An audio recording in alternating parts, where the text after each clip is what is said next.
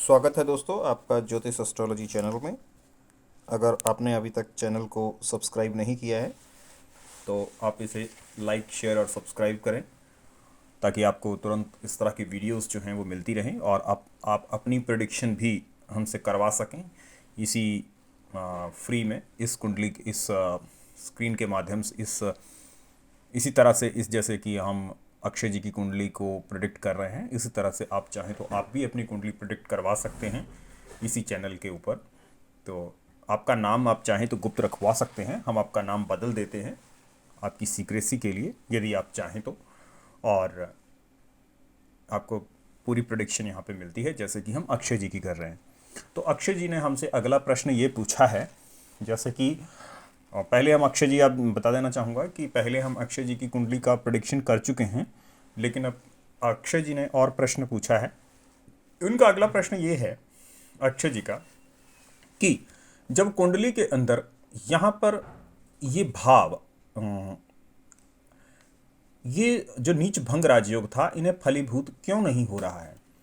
अक्षय जी ने कहा है कि इनकी कुंडली के अंदर जो योग छुपा हुआ था नीच का बृहस्पति, इसके ऊपर जब उच्च की दृष्टि मंगल की पड़ी, मकर का मंगल उच्च होता है, बृहस्पति मकर में नीच होता है, जब नीच ग्रह पर उच्च की दृष्टि पड़ी तो नीच भंग राजयोग बन गया। और 9 धनु ये इनका लग्न है, तो लग्न के ऊपर, और ये लग्न गया कहां से है, धनु बृहस्पति, और दृष्टियां दोनों पर ही हैं, ये सप्तम दृष्टि मंगल की और ये अष्टम दृष्टि, तो दृष्टियां दोनों पर हैं और ये पूर्ण नीच भंग राजयोग बन गया। अगर तो दृष्टि एक ही होती तो भी हम थोड़ा सा वहम कर सकते थे कि इतना फलीभूत होगा या नहीं, लेकिन पूर्ण दृष्टि है, देखिए 2 दृष्टियां हैं और उसी बृहस्पति पर हैं। अब नियम क्या है कि जब कोई ग्रह नीच का होता है तो वो उच्च नहीं होता। ये इसमें बहुत समझने वाली बात है, बहुत से लोगों को ये गलत फहमी है, या बहुत से ज्योतिषी लोग यूट्यूब पे गलत ही जानकारी देते रहते हैं कि जो जो नीच ग्रह है वो नीच फल वो उच्च हो जाता है, जब नीच भंग राजयोग बन जाता है तो राजयोग बन जाता है। ऐसा कभी नहीं होता, याद रखिए। ग्रह उच्च कौन सा होता है, जो देखेगा जो यहाँ पे उच्च हो रहा है, मंगल की दृष्टि पड़ रही है तो भाई मंगल उच्च हुआ, कोई बृहस्पति उच्च नहीं हो जाएगा, बृहस्पति नीच ही रहेगा। इसके अलावा शास्त्र का यह कथन है कि वह ग्रह बीमारी से संबंधित फल को नहीं बदलता नीच भंग बन जाने पर भी। और इसके अलावा आप बोलते हो कि वो उच्च हो जाता है और वो अपनी दशा महादशा में फल देना शुरू कर देगा, कभी नहीं। ऋतिक रोशन की कुंडली के अंदर जबरदस्त नीच भंग राजयोग है जो कि गज केसरी का योग बनता है। अब आगे चल के हम ऋतिक रोशन की कुंडली की चर्चा करेंगे तब आपको बताएंगे उस बारे में भी। तो वहां पे भी यही नियम लागू हुआ है, किसी की भी कुंडली जिसमें नीच भंग राजयोग, किरण बेदी की कुंडली में नीच भंग राजयोग है, वहां पे हम चर्चा करेंगे कि कैसे क्यों ये चीज है। ये वाला ग्रह थोड़ी ना उच्च हो जाएगा। उच्च कौन सा हो रहा है आप देखिए, उच्च क्यों कैसे हो जाएगा, मंगल गुरु, गुरु उच्च नहीं हो सकता भाई, गुरु तो नीच का है। उच्च कौन हो रहा है, मंगल ने देखा उच्च मंगल हो रहा है, मंगल मकर का है, मंगल मकर की राशि में उच्च का होता है। अब हुआ क्या, जब इनके जीवन में ये मंगल का राउंड आया 28 से 33 का लाल किताब के अनुसार, तो बृहस्पति ऑलरेडी से चल रहा था क्योंकि ये first phase of the life था, लगन है, जन्म से स्थान है। अब जब इनको ये मंगल आया तो इसकी रिजेंबलेंस इसके साथ हो गई। ये खर्चे का स्वामी, ये धन के स्थान में नीच का ग्रह है और ये खर्चे का भाव है, तो खर्चे के भाव का स्वामी जब भी आएगा खर्चे को बढ़ा देगा, और नीच का ग्रह अगर धन स्थान में है तो धन को डाउन कर देगा, बर्बाद करेगा, ये खर्चे को बढ़ाएगा। जब ये ग्रह आया तो दोनों आपस में रिजेंबल कर गए। ठीक, अभी दोनों बातें तो यानी कि व्यक्ति के पैसे की बर्बादी होने लग गई। अब आप बात कर रहे हैं यहां पे कि मंगल ने उच्च दृष्टि से देखा और ये मंगल उच्च क्यों नहीं हो रहा है, तो इन्होंने बताया भी है ये तो फल अपना देगा ही, लेकिन ये फल कितना, कैसा, कब और क्या देगा, प्रश्न ये है। तो इन्होंने ये देखिए, अब ये फल तो देगा लेकिन ये फल ऐसा होगा जो घटना तो घटेगी, नीच भंग राजयोग होगा, घटेगी और घट करके बीत जाएगी। ऐसा नहीं कि ये लाइफ को चेंज कर सके। इस घटना के अंदर लाइफ को चेंज करने की इस नीच भंग राजयोग के अंदर शक्ति क्यों नहीं है, जबकि दूसरे लोगों की कुंडलियों को हम देखते हैं तो उन कुंडलियों के अंदर, जैसे ऋतिक रोशन है, किरण बेदी है, नीच भंग राजयोग तख्ते पलट देता है। यहां पर तख्ता क्यों नहीं पलट सकता मंगल, मंगल में कौन सी दिक्कत है तख्ता पलटने की। क्योंकि देखिए the first face of the life and the second face of the life, ये मोस्ट इंपॉर्टेंट पार्ट होते हैं कुंडली के।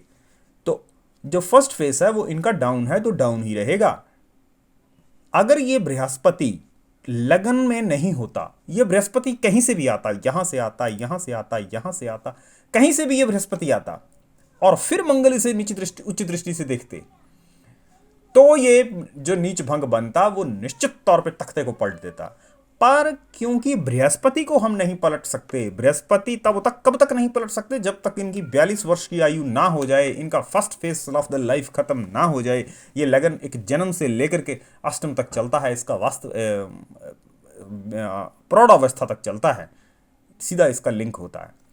तो जब मंगल उच्च का आया, मंगल ने उच्च दृष्टि से देखा, तो इसको थोड़ी ना बदल सकता है। ये सिर्फ मंगल उच्च का हुआ, और उच्च होने के बाद जैसे ही कोई सामान्य ग्रह घटनाएं घट करके बीत जाती हैं, जैसे चंद्रमा उच्च का आया, तो इनकी आयु के अंदर 24 से 25 वर्ष की जो आयु थी उसमें जरूर लाभ हुआ होगा, क्योंकि लाल किताब के अनुसार 24 से 25 तक चंद्र रहता है। तो अब इनके कुंडली के अंदर लाभ हुआ, उन्होंने बताया है कि ये इस समय में इनको लाभ तो हुआ था, लेकिन आप बोलें कि वो लाइफ को चेंज कर गया लाभ, नहीं, वो 1 साल दे करके अपना फल फिर बीत जाएगा। वो ऐसा नहीं है कि हमेशा चलता रहेगा। चलने वाले कौन से होते हैं? जो हमेशा चलता रहता है ग्रह, वो है बृहस्पति, लगन का बृहस्पति, जब धन स्थान में बैठा हुआ। लग्नेश, क्योंकि जन्म का लिंक है, ये मृत्यु का लिंक है। जब जन्म होता है और जन्म से लेकर आगे तक चलता है, तो यही ग्रह 42 वर्ष तक असर, लग्नेश की स्थिति आपको बताती है, उसके आगे के ग्रह स्थिति को बताते हैं। अष्टमेश में होता है कि 42 के बाद अगले जीवन की स्थिति को वो बताते हैं। तो यहां पर जब ये गुरु ने देखा, ये मंगल ने देखा नीच के बृहस्पति को, तो नीच के बृहस्पति को देखने से घटना तो घटी। तो इन्होंने बताया है कि इस टाइम में इन्होंने कुछ पैसे सेव किए थे, पैसे से रिलेटेड घटना घटनी थी, और पैसे बर्बाद भी बहुत हुए इनके इस टाइम में। तो डेफिनेटली इन्होंने कुछ रॉन्ग डिसीजन लिए, उसमें उनके पैसे बर्बाद हुए, लेकिन इन्होंने कुछ पैसे बचाए भी हैं। और जो पैसे बचाए हैं वो लाइफ टाइम में पहली बार इन्होंने बचाए हैं। जो पैसे इन्होंने आगे पीछे इस समय तक कभी नहीं बचाए थे, क्योंकि नीच भंग राजयोग बन रहा था। अब प्रश्न ये है कि ये उतना ज़्यादा फलीभूत नहीं हुआ, क्योंकि लगन को उच्च करना किसी के बस की बात नहीं थी।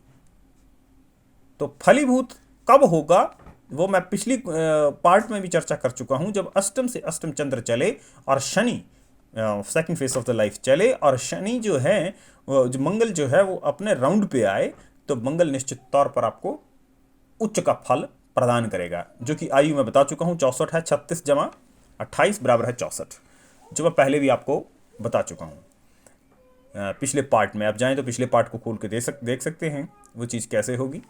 तो दोस्तों ये थी अक्षय जी की कुंडली, और अगर अक्षय जी आपका कोई प्रश्न है कुंडली से संबंधित, तो आप और प्रश्न भी पूछ सकते हैं। और जैसे मैंने क्लियर कर दिया है आपको कि जैसे यहाँ पर इसने ये आपको फल दे दिया और लाइफ को ये चेंज नहीं कर सका।